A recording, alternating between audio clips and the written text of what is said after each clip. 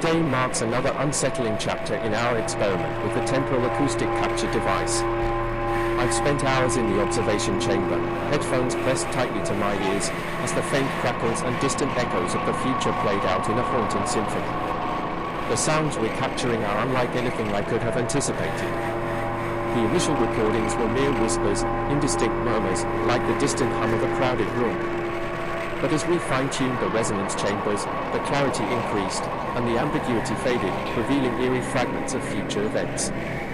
This morning, I listened to a recording that chilled me to my core. There were voices, clear and desperate, crying out in a cacophony of fear and confusion.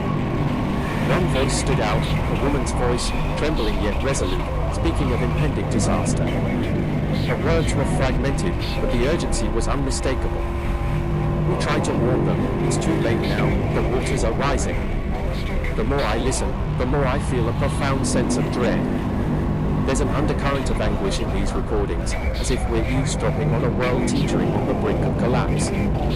It's not just the words, it's the ambient sounds, the wail of sirens, the distant rumble of collapsing structures, the ominous silence that follows a chorus of panicked cries. Each recording feels like a glimpse into a nightmare, a future marred by catastrophe. I can't shake the feeling that we're meddling with forces beyond our comprehension. What responsibility do we bear in hearing these warnings? Are we mere observers, or do we have a duty to act, to alter the course of events we're glimpsing through these haunting echoes? The ethical quandaries are overwhelming, but the scientist in me is driven by an insatiable curiosity. Tonight, as I sit here alone, the weight of what we've discovered presses heavily on my mind. The future we're tapping into seems darker with each passing day.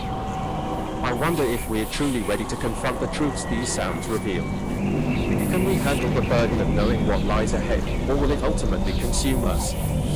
As I close this entry, the echoes of today's recordings linger in my ears, a chilling reminder of the fragile line we walk between discovery and damnation.